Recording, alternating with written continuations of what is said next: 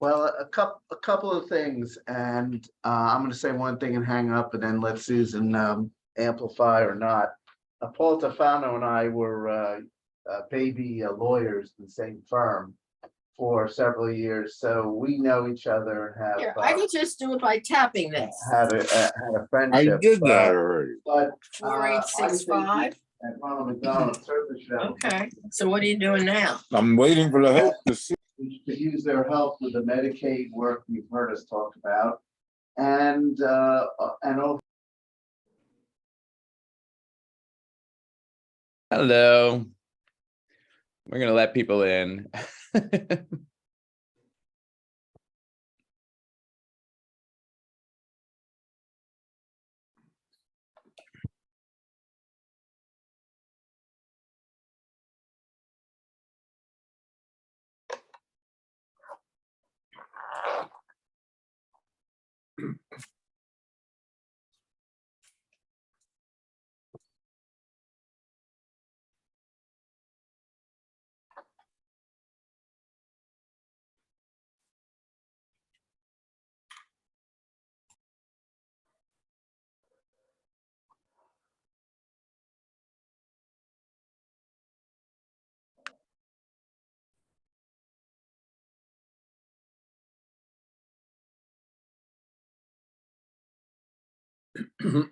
Welcome, everyone. We're letting people in.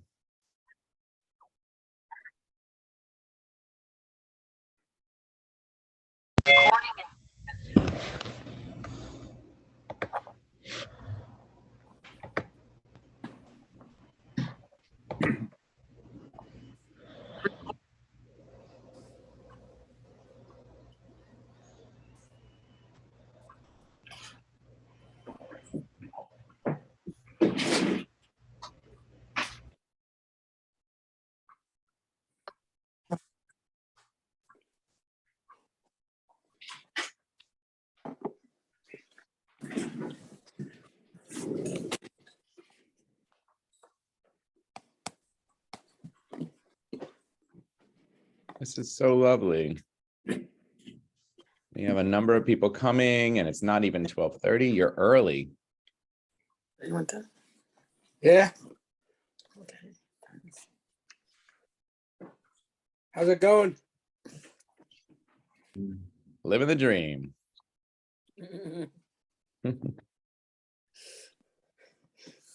Or as Norman would say, never had a bad day in my life.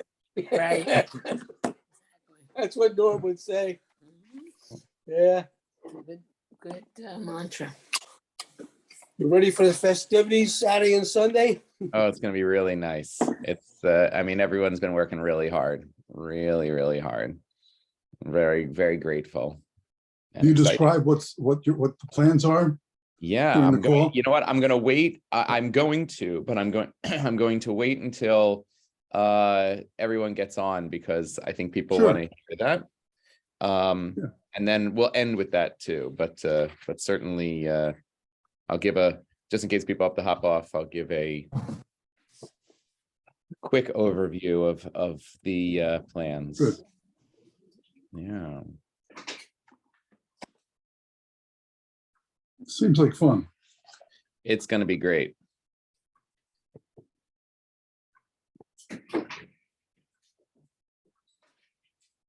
Oh, boy. Looks like we have a nice list waiting, Rabbi Eric, so we just keep letting people in. Yeah, well, right now everyone's off the waiting room list, according to mine.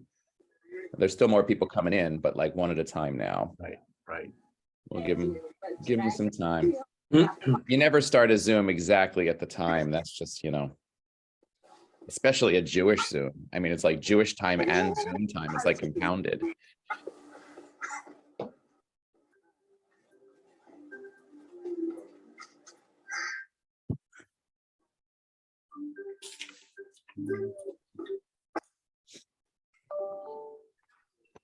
I was wanting to do that.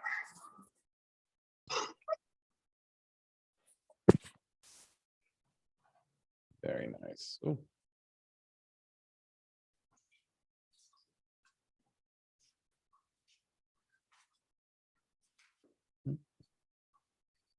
we'll give everyone like another minute or two to log on.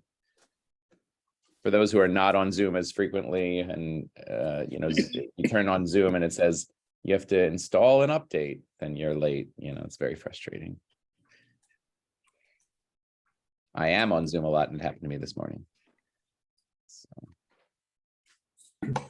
Okay. Nice.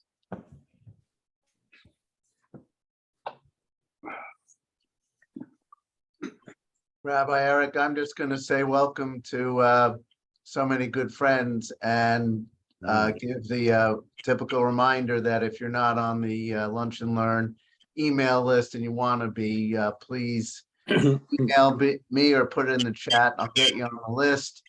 And it's great to see everyone. I'm going to be quiet so we maximize time for others. So Eric, you can start whenever you want. Okay.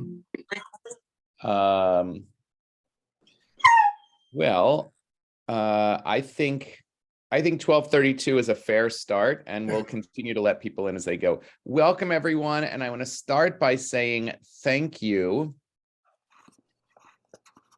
I want to start by saying thank you to all of the people who have come on today. There are a number of people to whom we specifically reached out to provide insight on our topic today. This is our kickoff of a weekend of celebration of Adath Israel's 75th.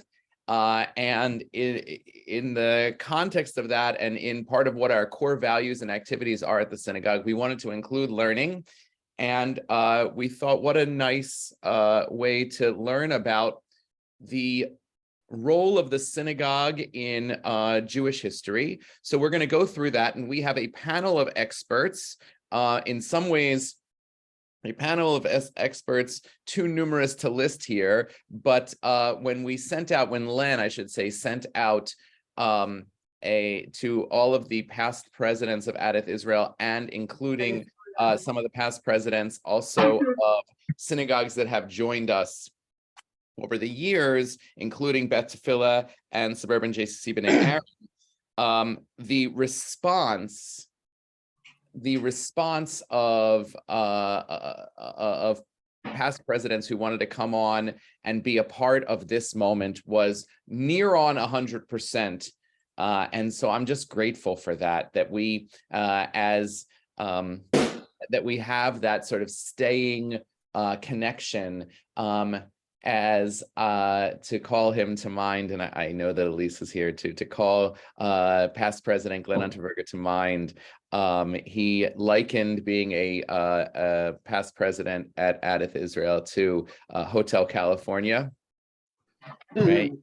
You can check in, but you can never leave, and anytime you want. And so the idea that people are still coming in. Sorry, I'm getting distracted as I let people in. The idea that we can send an email, as Len so thoughtfully did, and have an outpouring of yeses is really lovely. And so what I'm going to do today is I'm going to do a short teaching. It is really only a couple of texts. And I'll screen share that. So as you know, I can't see you once I screen share. So don't be shy to bring these things out. I'm going to do a short series of texts to give us a sort of background in Jewish text and history. And then I'm going to turn it over to our panel of past and present leaders to share, whether it's an anecdote or a story. We want to give as much space as possible for as many people to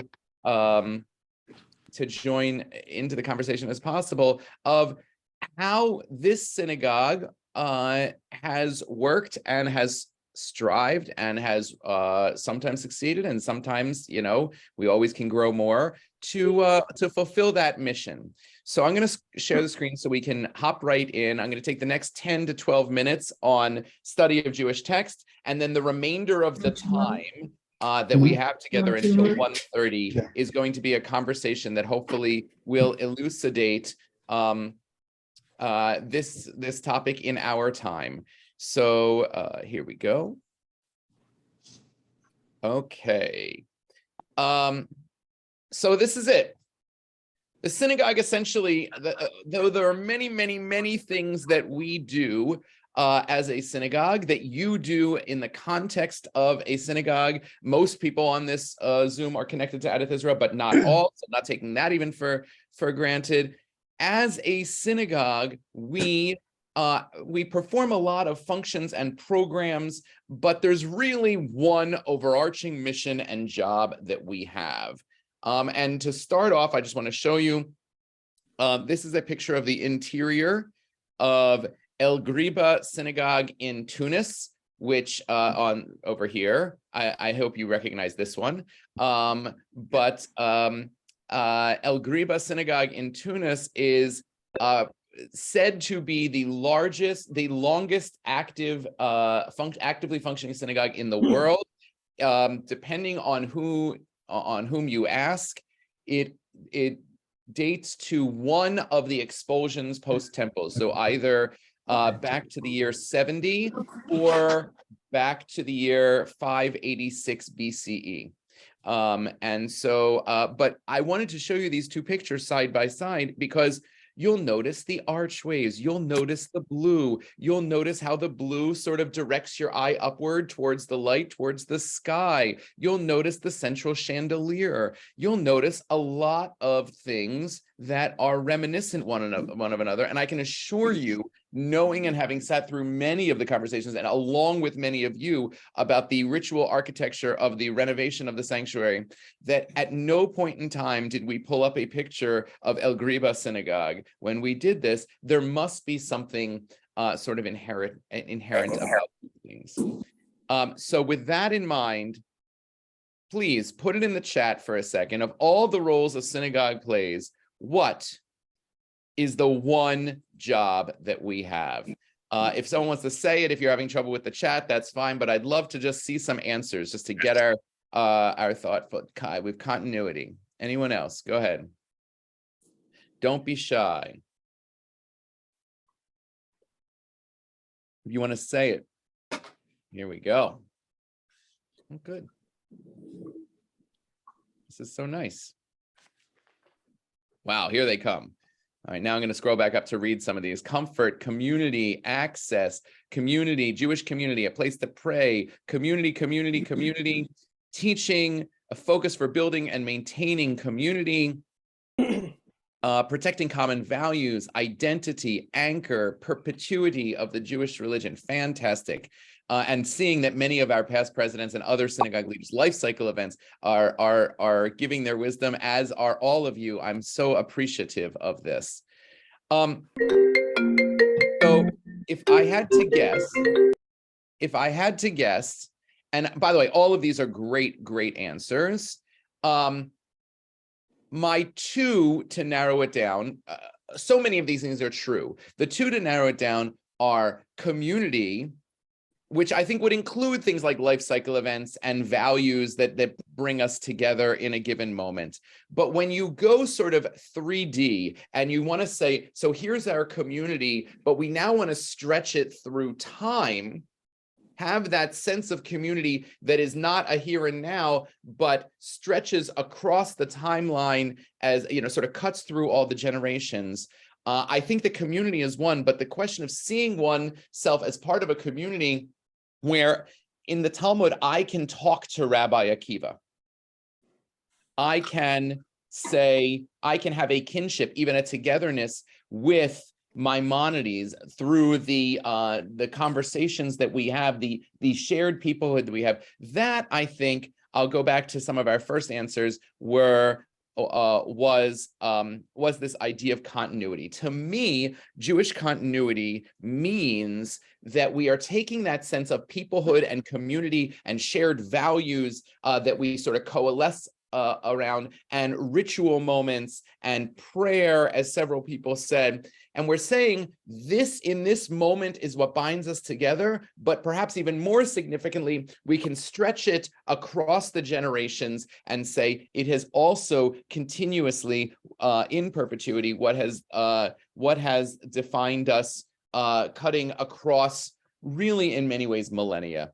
And so taking that as an idea, this idea of Jewish of Jewish continuity, using the definition that it is essentially community stretched across generations. I wanted to go back to an early model of a synagogue. This actually originates. It originates before the destruction of the temple. So the synagogue came into preeminence after the destruction of the temple because there wasn't a temple. There wasn't a sacrificial outlet to connect to God. And in sacrificial times, people really did believe when that smoke went from the earth and sort of wafted up to heaven, that was their connection. That was their red phone to God. So you can imagine how bereft they may be when they don't have that connection. And that brings us to this text here. All right. And what you need to know about this text is that it is what a mishmar and a ma'amad were. So I'm going to give you the background, and then we're going to study this text, and then I think that's pretty much it. What we're going to do before we open it up. So a mishmar, basically there were so many Kohanim and Leviim that you couldn't have all of them in the temple all the time. Also, they lived all throughout the land of Israel. This is back in temple times. And so they set up essentially 24 mishmarot, which were rotations on which you were the responsible Kohen or Levi to go to the temple to offer the sacrifices in Jerusalem and to be on in the temple. Now there were some who lived in Jerusalem who were sort of the constants, but mostly that was it. And each there were 24, and loosely in a year they would each have to give 2 weeks of jury duty, 2 different weeks, not straight through, and that's how they would come through, and they would be sent there like this. However, not all of them went, especially if there was a high dense population density of Kohen and Levi. And the other thing is that they were represented. It was a representative system. They were representative of certain communities. So if I'm not a priest, but if I were a Kohen from Bethlehem, from Beit Lechem, or if I were a Kohen from wherever I may be, that I would be sent off by my community to go and represent that community in Jerusalem. That's the big one. And everyone else was called the Ma'amad. They stood also mindful of the Kohanim and Leviim. Okay. If you're having side conversations, I'll just ask that you mute, just because there's a lot of us on here. So that's the story of this. I'm going to pull it, and they would go and they gather in essentially their shuls, and they would say, we've sent Joe off to Jerusalem, and we're so proud that we're going to have like a send-off party, kind of like I imagine it's kind of like what would happen in modern times, like when someone was sent to the Olympics or something like that, right? And the community would say, oh my God, we're sending you off in that way. That was what the Ma'amad was. So can I have a volunteer? And again, I can't see you, so don't be shy. A volunteer to read this text in the English, and then I will explain it. I promise I will interrupt you. Anyone want to read? Just start reading, it's fine. The Mishnah taught, and the Israelites of that priestly watch assembled in their towns and read the act of creation. So everyone who was in Joe's town would come to what became known as the Beit Knesset, the place of gathering, also known as a synagogue, and they know that they were sending their guy out there, and so they would read a special part of the Torah. Go ahead, Ramel. The Gemara asks, from where is this matter that they must read this specific portion derived? So why do you have to read the story of creation that we just read 2 weeks ago in the Torah? Go ahead. Rabbi Yaakov Bar Aha said that Rav Asi said, were it not for the non-priestly watches and the temple service, heaven and earth would not continue to exist. As it is stated, and he said, Lord God, by what shall I know that I shall inherit it? Genesis. Okay, so there's a lot going on here. There's a lot going on here, but basically Rav Asi teaches that if it weren't for these non-priestly watches, that's everyone who's gathering back in the hometown and saying, you go, Joe, and the temple service that Joe was going to do, that all of heaven and earth would collapse. And that's why we read about creation of the heaven and earth, so that we can sort of say, we are affirming heaven and earth by this. And now we're going to hit a midrash. And the midrash it starts with that quote, Lord God, by what shall I know that I shall inherit this? And that's Abraham speaking. How do I know that I shall inherit? And the answer is that Abraham is worried. Abraham has a prophetic moment, and he says, God, how do I know what I'm going to inherit? And God says, don't worry, I'm going to give you this temple in Jerusalem, and everyone's going to offer sacrifices in Jerusalem, and it's going to be wonderful. And every time someone does something wrong that might anger me, says God, there'll be a sacrifice that will appease me, and it'll be fine, right? And that's the italics that I've caught you up on the italics in the next paragraph. Ramel, can you pick up at when they read that's highlighted in blue there? Yes. When they read them, biblical accounts of the daily sacrifices before me, I will ascribe them credit as though they had sacrificed them before me, and I will pardon them for all their transgressions. So Abraham asks God this question. Abraham says, I understand that there'll be a way to connect to you, God, when there is a temple standing in Jerusalem. But what about the fact that Abraham has his moments of prophecy that says eventually the temple is going to be destroyed, and then will we all be destroyed along with it? And God says, no, all you have to do is just like you're gathering in temple times at the Ma'amad, when you send Joe off to the temple to offer the sacrifices, and you gather and you read these special portions. God says, Abraham, don't worry. All you'll have to do is continue to gather as if the thing that Joe was doing was still happening in the sacrifice in the temple. And all you have to do is gather and read these stories, and it'll be as if I have pardoned you and as if you offered the sacrifice. And this is a critical thing, because even before the temple was destroyed, you had these gatherings of reading Torah and standing in prayer and honoring and recognizing certain leaders in the community that were representative of you, and getting together in your sort of branch office communities and always facing Jerusalem, both spiritually and even physically. That became the critical model. And what happened was, even though that was completely focused on and facing toward the temple, it actually took on a life of its own when the temple was destroyed, such that we said we can do this gathering and reading and praying thing even without a temple. So what was originally the sort of branch office of the home office became the, oh, we can do this without the home office. By the way, should sound familiar. How many of you are working from home today? How many of you haven't gone to the office for a full 5-day work week for 3 years? How many of you are in charge of an office real estate piece that has to justify itself and its existence and its overhead? This is a critical thing. When something takes the core out, it's a critical thing, and it may be a stressful thing and a negative thing, but it's also, using the model of the synagogue, a very positive thing. Because it means that whatever you built that had a core at the center was sufficiently strong that even when people are in the diaspora, and by that I mean your dining room table, in my case, that somehow that core sustains. It's not, I'm not minimizing the challenge of it all, but it's true.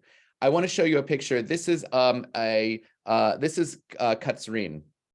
Okay, this is a picture of Katzrin. When archaeologists came to Katzrin, none of this was visible.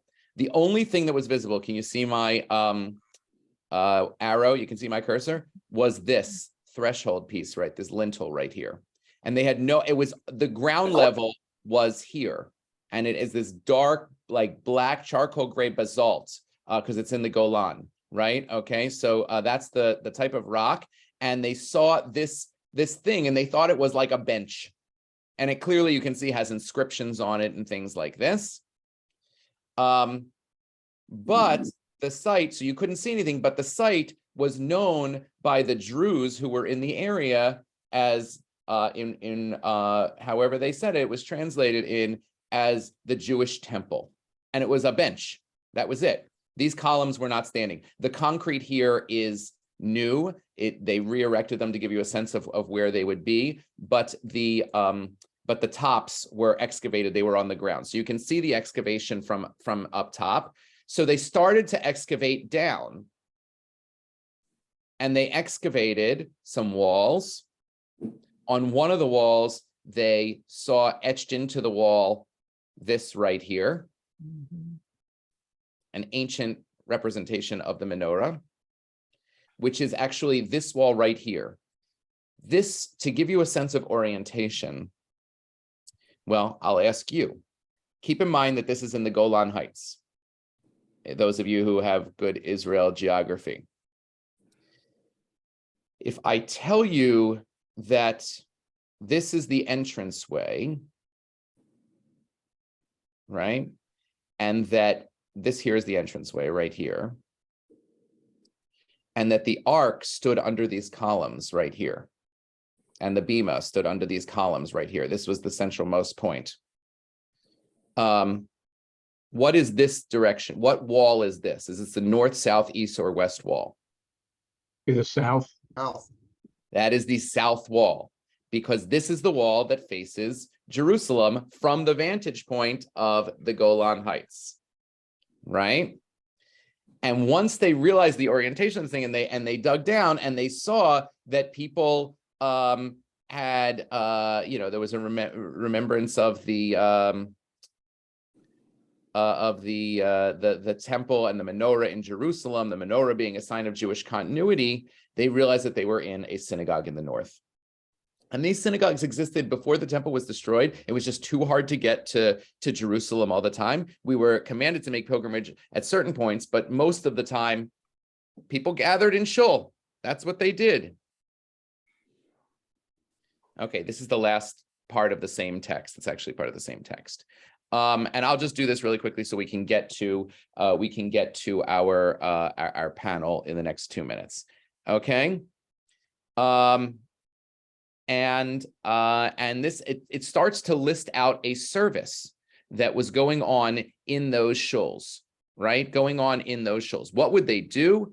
The members of the priestly watch who stayed in, wherever their non-Jerusalem town was. So some of the Kohanim and Levim would go, some of the Kohanim and Levim would stay, and they would pray saying that, I hope my cousin's sacrifice is received well at the temple in Jerusalem. They would pray for their well-being. By the way, this is also what would happen when people would make a pilgrimage to Jerusalem in the Middle Ages. The whole towns would send them off and pray for their safety, right?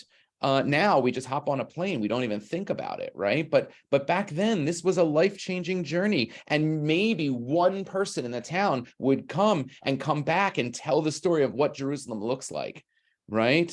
And they would always tell it with a little bit of exaggeration because,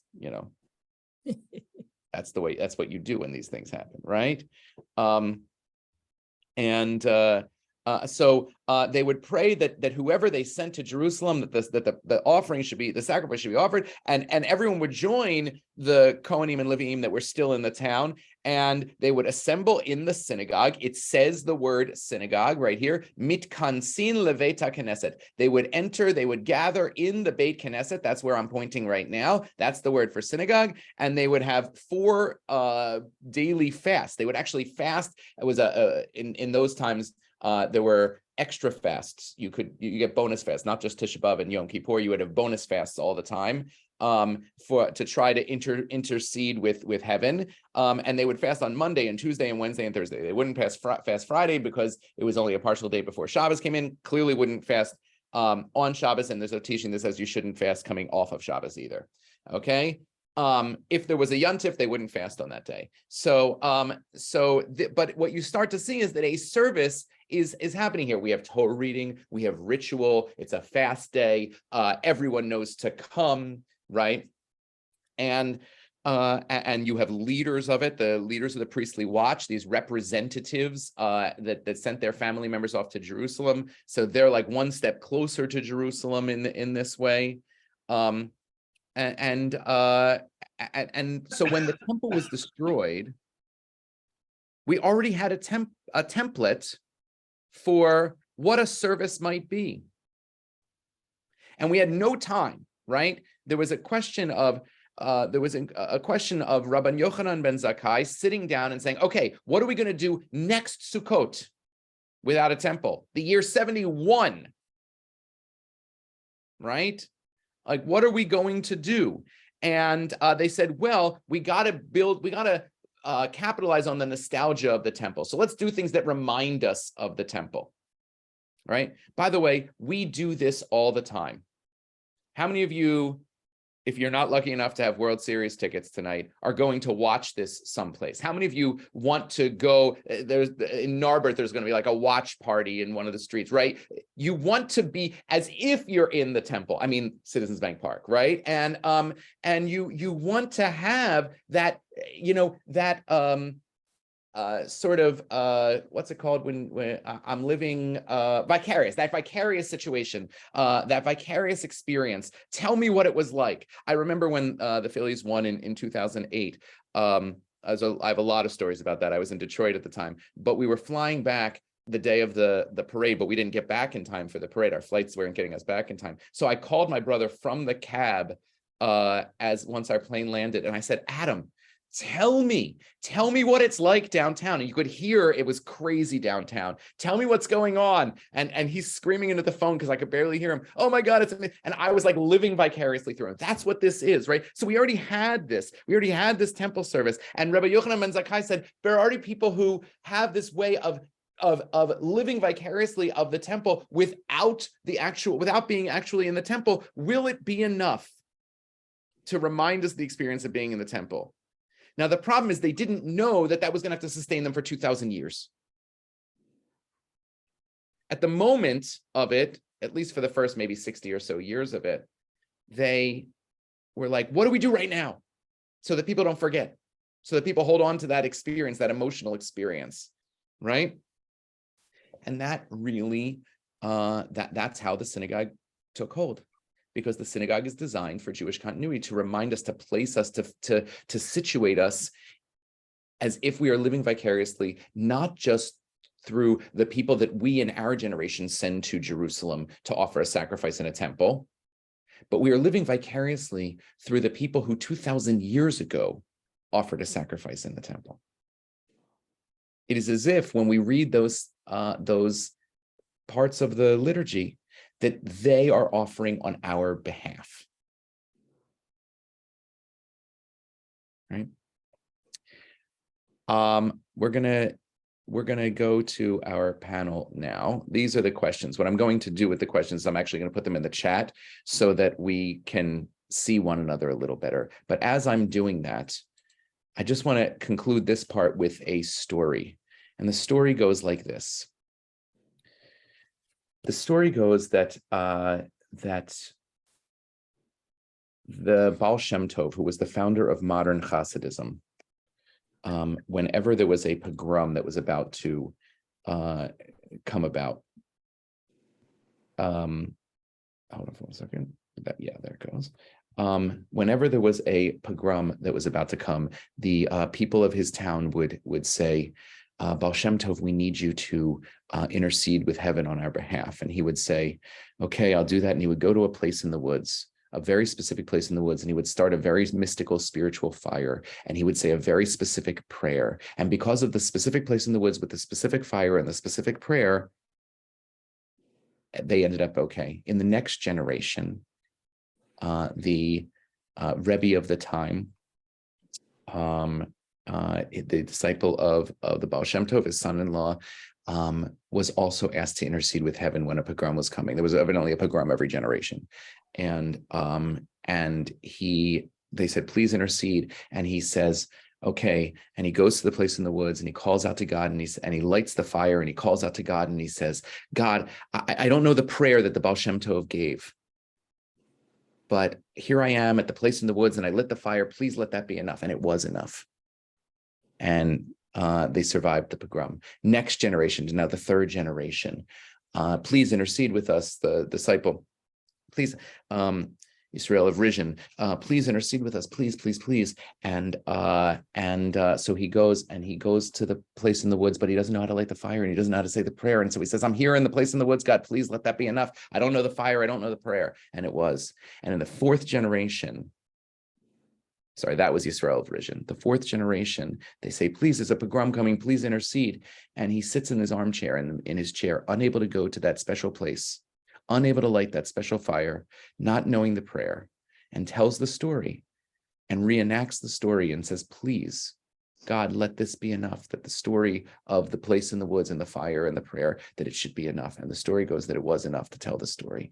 That's what the synagogue is. The synagogue is giving us that story, giving us that place, giving us that link in to past connection, even if we're not physically there offering the sacrifices. That is Jewish continuity, that link in, whether it be a ritual or it be a shared value, or most importantly, a shared story. And so now I'm going to pull back and I'm just going to ask from the wisdom of our synagogue leaders who are here, can you recall, and you had these questions already, is there a moment when, given that idea of Jewish continuity, of stretching across the generations, of sustaining a Jewish future by our actions now, there's no other institution in the Jewish world that catalyzes Jewish continuity like that. There is no other. And there are tons of great Jewish institutions out there. There are wonderful social justice institutions and feeding the hungry institutions and all sorts of other, and think tanks and federations and all of the wonderful things that are out there. And they're all wonderful. But there is no other institution that is singularly invested in sustaining Jewish community, and specifically community through the generations, that is to say Jewish continuity, than the synagogue. And so anyone who wants, I'm opening this up, is there a moment when you saw, whether it's Adath Israel or the synagogue that you sort of came from that joined Adath Israel, or any other synagogue where you've seen, wow, that we are contributing to the goal of Jewish continuity.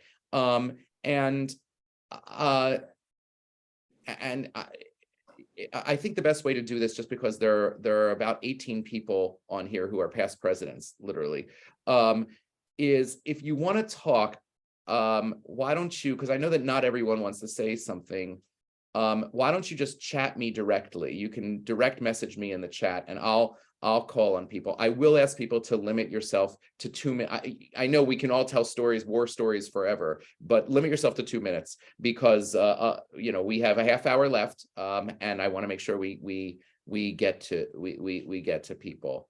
And you can also, we'll do questions 1 and 2 together. Maybe a time when it was challenged, when it was unsure that you were going to attain that that goal of Jewish continuity. Miles, why don't you go first? And then I have a couple people coming in as well. I'll do my best to maintain a list of speakers. Go ahead, Miles. If you want to unmute.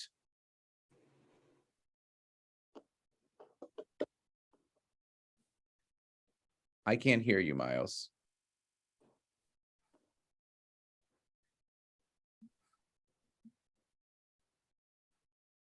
Why don't, you know what, while Miles is figuring out his connection, Lisa, go ahead. So a couple of moments stood out to me.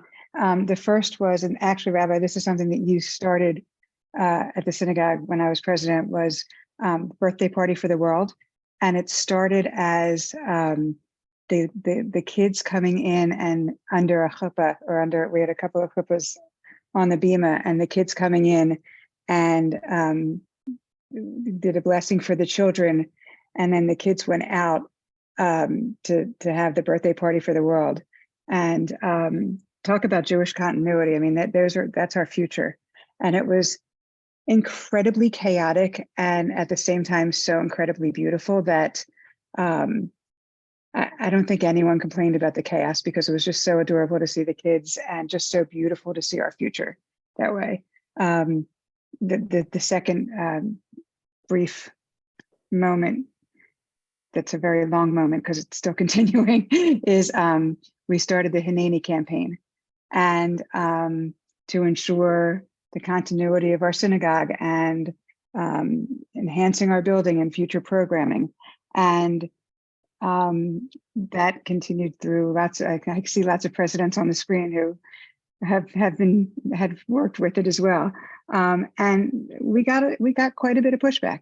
People fearing that the synagogue would be in debt, people fearing that they just didn't, they didn't want to contribute, fear of change.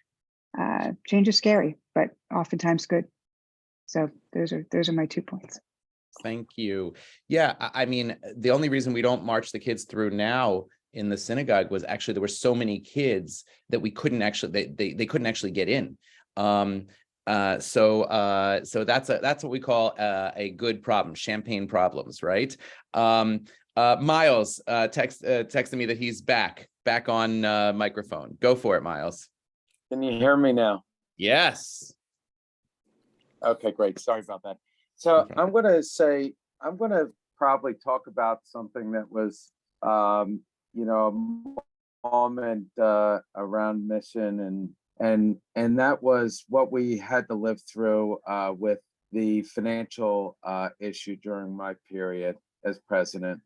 And that was, I have to tell you, that was a really scary time for me personally, because I was dealing with so many families who were, struck financially, and we had bills still have to pay. So, it's the balancing act, and it was, a lot of wisdom and support that happened, through leadership that really got us through. And that gave me a lot of confidence that, yeah, we can weather any storm that, we're going to run into. And that kind of dovetailed a little bit with a second point I'll make quickly, which was, I can remember different events that have happened, tragedies that have befallen on the Jewish community, whether here or abroad. And it's always been a source of comfort coming together as a community to remember and also know that the sun will continue to rise tomorrow. That's it. Thank you. I really appreciate that. First of all, one of the lessons that I have learned from our leaders from that era of financial uncertainty is to not take anything for granted. Though we may be at a more hopeful time now, that that's really an important lesson. And tied to that is those moments. I know that people speak of the September 11th and the sort of spontaneous coming together, which was before my time, but also it has happened, after some really unstable times. We even did it on Zoom as well. And so that is part, and when we talked about what's the role of a synagogue, some people said comfort, and I think that that's really important. Larry, why don't you go, and then Sally, you're on deck. I prepared some remarks, but I was listening to what you said in that Devar, which I think I've heard a couple of times in various formats. And I'm thinking what we do is we don't say, I can't remember the prayer, I can't build the fire, but we make new prayers, we make new style fires, we make new places. So we create new traditions, and as we go along. There are about 4 of us who are on here, I think, who are president of a congregation other than Adath Israel. I see Stephen, I see Ken Geller, I see Elaine Cohen, I don't know who else. And there are a couple of things that I learned from my time there. First of all, every member is important, and we need to remember that. Every member is important, and for where we were, every member was important financially, but every member is also important spiritually. And it's a delicate balance to keep the broad membership happy, or at least happy enough to stay. And we were at SJCC B'nai Aaron, we were a small, vibrant, financially unsustainable community. We joined ADIF right at about the time that Rabbi Yanoff came, I believe. And I felt we had combined the vibrancy of B'nai Aaron with some financial stability. Apparently, Miles, whatever you did worked. And there were times, though, when we felt ADIF wasn't filling its role as a place for serious observance. So what we did then was we kept plugging, and the membership, and especially the sort of de facto leadership, kept plugging. And in the way of making new prayers, making new traditions, we made new things to fulfill whatever was lacking. And I think that's what I've learned from my time, as the president there and then coming over here. Thank you, Larry. Yes, I remember saying to you and some others that other that, because it can be an acknowledging, it can be overwhelming to come into as a group come into another synagogue in the way that you all did, and I acknowledge the leadership that it takes to sort of usher a wholesale group of people. And I remember saying to a group of you, other than the Suburban JCC B'nai Aaron people, I'm the newest member of ADIF Israel because I had just come, right? And I remember sitting with some of the ADIF Israel presidents at the time, Jonathan and Len and Glenn of blessed memory, I remember were there, and a couple others, and Sally, and saying, this is a big thing to take on so early on. But I think that to your point, Larry, the skills and blessings of both communities and Beth Tefillah and Temple Israel of Woodfield, these are we combine blessings, right? And I think that that's really, really important. Sally, I think I had you next. You're muted.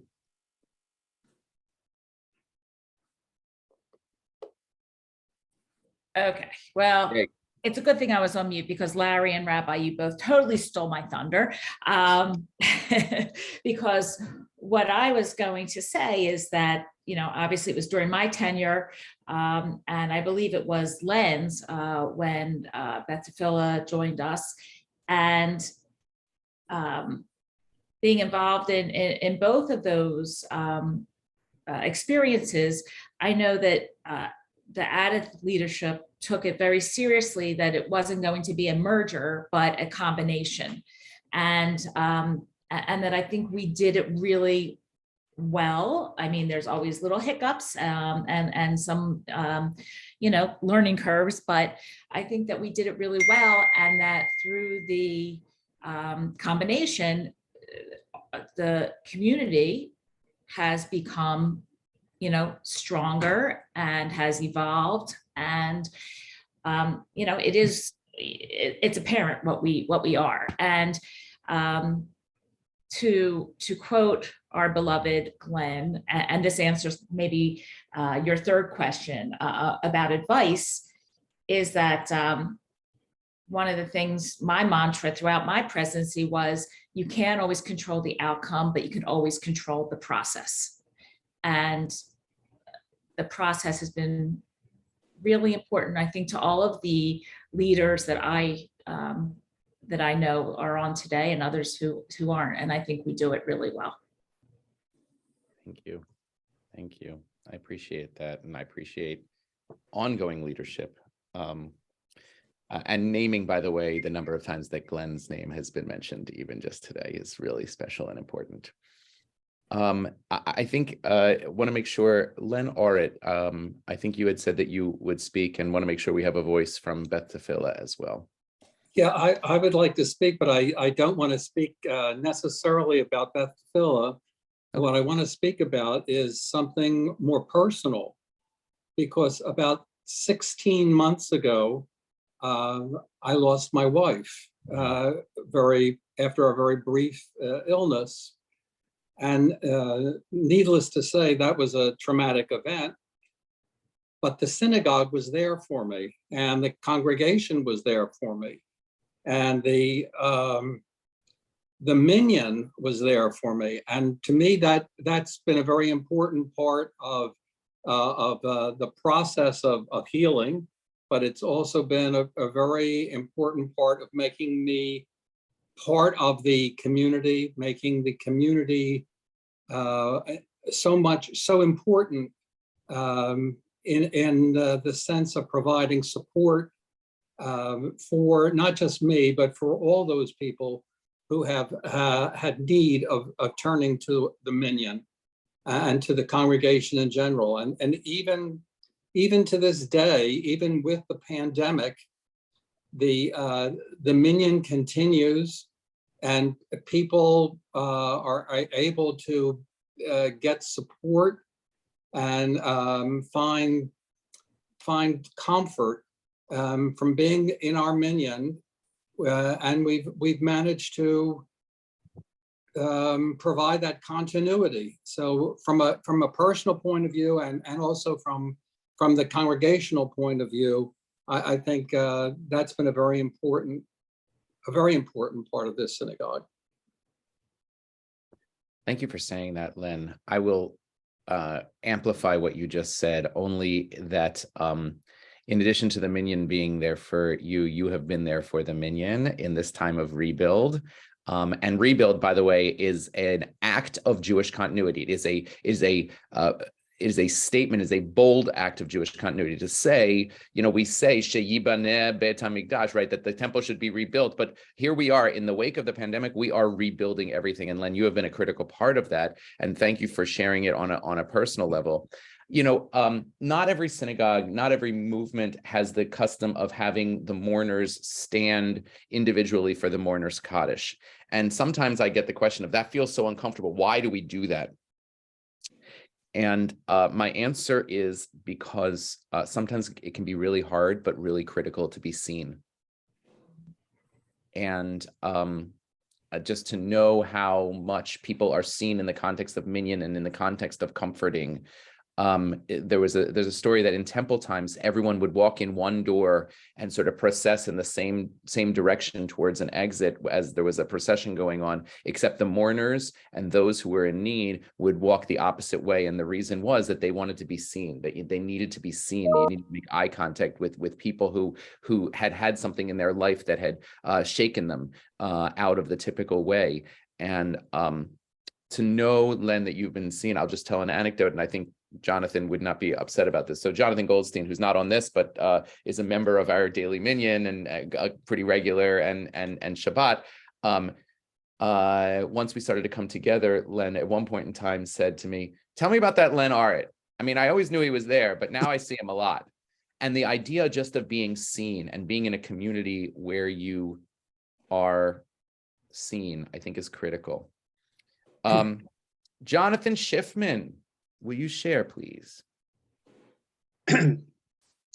Well, I was president from 95 to 97, following Tom Byron, whom I see, from 93 to 95.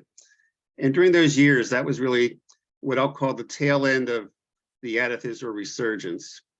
By way of background, in the mid-60s, I guess you could say, Adath Israel had well over 1,000 family units. Rabbi Kazin told me it was probably closer to 1,200. But by the 1980s, we were down to a little over 300 family units for other reasons that aren't relevant today. So it was really a 10-year bounce back period. So as others have said, finances were always an issue. So really, since dues only covered half of our budget, what we call the annual Kol Nidre appeal was a very important speech in which the members really had to reach into their pockets. And the other major fundraiser was, of course, the Mandel, when we really brought in some prominent people like Henry Kissinger, like Marvin Hamlisch, Shimon Peres, Abba Eban, Benjamin Netanyahu. And what we did is we did our best to get private members to fund those fees so that all the monies that came in from the ad book and the tickets were used for our operating budget. So, but obviously we were able to get by, we made it. Other major change, of course, one of the big problems is we didn't have an executive director during many of those years. And although we couldn't afford an executive director. We couldn't afford not to have an executive director. So, but my second year, the first thing I did was hire one from who we brought in from a large synagogue in Atlanta. But what I remember most of all is the surfeit of riches that we had, not just with the rabbi and the cantor, but with two beloved Clay Kodesh and Meyer Adler and Bill Lindenberg, who were not just wonderful leaders, but wonderful teachers. And as a result of their leadership, as a result of their teaching, Adath Israel today has evolved to a point where we no longer need a professional Baal Korah. We no longer need a shamus, primarily not only because of the merger with, of course, Suburban Jewish Center of Beth Tefillah, which brought over many knowledgeable members, but also because of the members that Adath Israel members that they taught, especially reading Torah. So we've evolved. And the only other major change we made during those years is we did away with the late Friday night service, which was a staple of the conservative and the reform movement, certainly in the mid 20th century, and started what we have now, the traditional Kabbalat Shabbat service. And that's my summary. Thank you for that, the history and stretching back really over time. So Stephen Asbel, why don't we, and as Stephen is getting ready to talk, I'll just say that this coming Shabbat at Adath Israel, we are going to have some of that history, Jonathan, as we go aliyah by aliyah, sort of loosely, decade by decade, starting. We are going to have Rabbi Berkowitz's daughter is going to have be coming to Adath Israel, probably one of the longest standing members of Adath Israel, all the way up to people who joined this year, and sort of trace that history as well with some of those highlights. So thank you. Stephen, go ahead. Yeah, so I recalled back when at Suburban Jewish Community Center Ben Air, and I think I was the president at the time.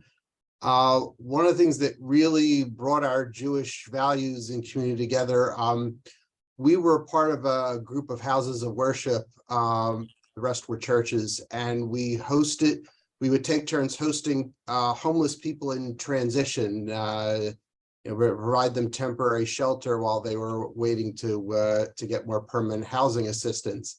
And on this particular year, we took our turn on Christmas so that the churches would not have to be doing it on Christmas. And most of those women with young children, and this was total organic volunteers from our congregation coming together. And I remember, so we had this planner that was in the lobby, and we got like little gifts that we put around for the children, so they have them for Christmas. And we had like one of those plants. It was like a Christmas, they call it a Christmas cactus. And wouldn't you know it, it came into bloom Christmas morning when the children were getting up to open their gifts. So, as a community, we were able to provide some comfort and joy to the needy people in our community. So I guess the key little principles and things I learned from being president, being in leadership, one was no one should be upset about children making noise or running around the sanctuary, because a synagogue that doesn't have the sound of children today will not have the sound of adults tomorrow. A bat mitzvah from 13 years ago, Maddie Feldman, she's now a young attorney, in her Devar Torah said, welcoming guests is more important than greeting God. It was Vayera, which is the parsha next week. We have always done it this way is not the 11th commandment.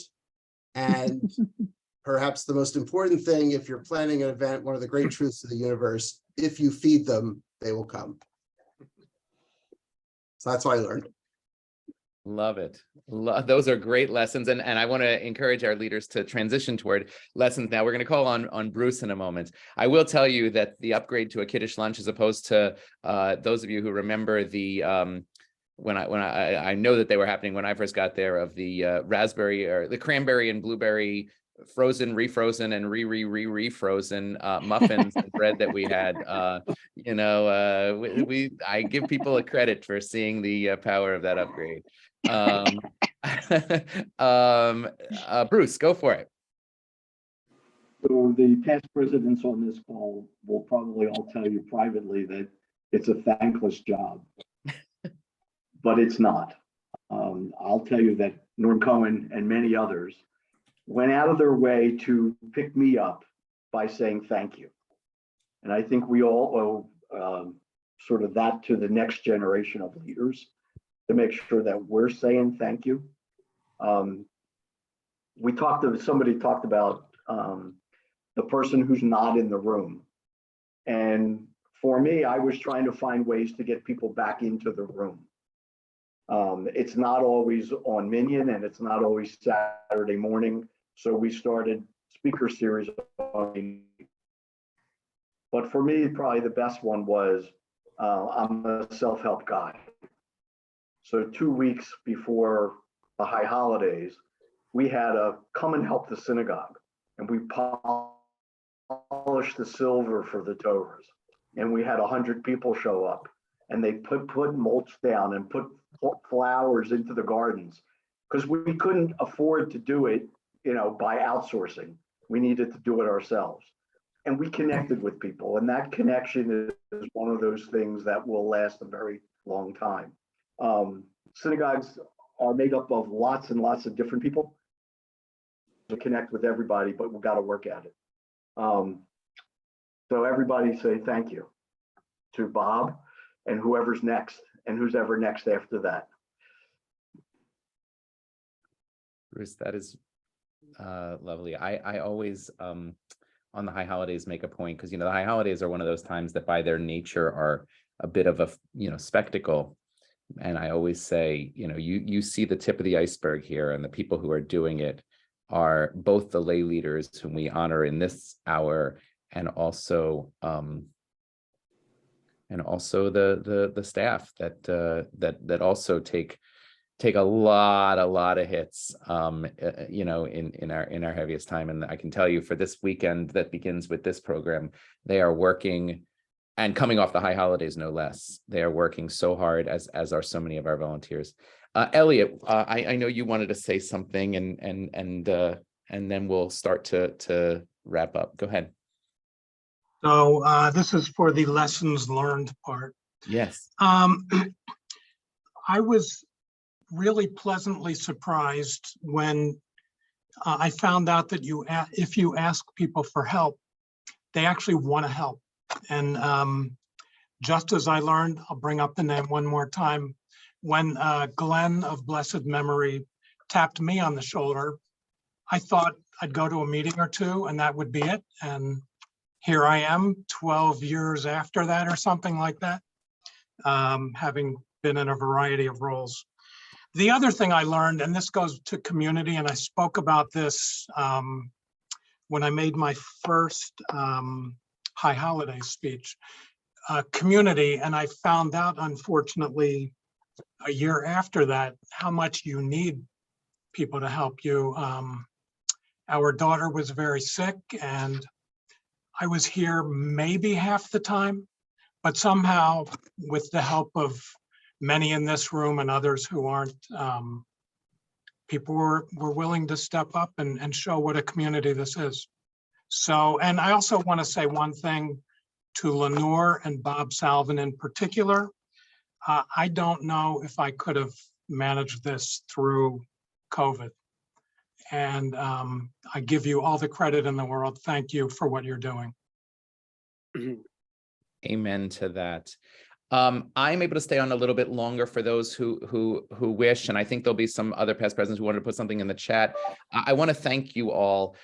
I mean, this is really the tip of the iceberg to come on and share some wisdom. But I want to thank you all for just the care and love and dedication that causes you to see the power of this institution as an agent for the Jewish future. It has been since its inception, right? And that was what we started with. But even as I look out to the future and the path forward, I do not see another institution that is better positioned to do that. Even with all the things that people are saying about synagogues now, it is so critical. I'm just going to share my I'm going to share my screen one more time to show you what is happening over the coming weekend. Those who will be at the Franklin Institute with us tomorrow night, of course, lovely, and looking forward to the dinner under the stars. The communal events open really to all are I want to focus on this one first. I talked about it, that we're going to honor through the decades, including the decades that different synagogues joined us. The Kiddush lunch, I have to say, the sushi on there is not just a clip art. It is real. It's going to be fantastic. And yes, there will be, I'm just putting the finishing touches on a 75 is why it's a very important number, well beyond gematria, and what that means in terms of Jewish consciousness. And this then is the carnival. It has stuff for all ages. We're having this amazing thing with Wolfpack where they're going to coach us. They're going to coach us to tell our Jewish moment, much as our leaders did here, our Jewish moment of connection and how it informs you Jewishly. And we're going to have a video archive of how people, really connected Jewishly, where if you get 15 minutes of coaching and then 90 seconds to 2 minutes of telling the story. And by the way, thank you all for being mindful of the time constraints as well. Please come to that. Please come to the Jewish Mixology and bring children and grandchildren to the amusement rides. And hey, if you want to go on the teacups, you can go on the teacups too. And I think we should have a past president's set aside designated time for the bouncy house. How would that sound? Is that okay? No, I'm just kidding. But I want you all to. I just want you all to know how appreciative as a rabbi in this organization, how appreciative I am to you all and to everyone who joined us today, and to Len for bringing us together. Thanks so much. Hope to see you the rest of this weekend. It's going to be a really wonderful, memorable weekend. And thanks to Elise for wearing her Phillies. I'm here too. You got to believe. Got to believe. Oh, there it is. There you go. There you go. Rabbi, you're not watching the game tonight, though, right? If you must know, I'm taking a drastic move. I am not watching the game on television. Good, because you said it brings bad luck, right? I will be there. So I'm going. Ow! All right, but look, if things go bad, you have to turn around though. And I have to tell you, I will do all sorts of things. I will turn hats. I will close inside out. All sorts of things. I will do anything. Refresh last night. That was what I did. Take care, everyone. Thank you so much for your comments and your care. Thank you, Tudor. Thank you. Hello. Hi, how are you? Yeah. Take care, everyone. Bye-bye.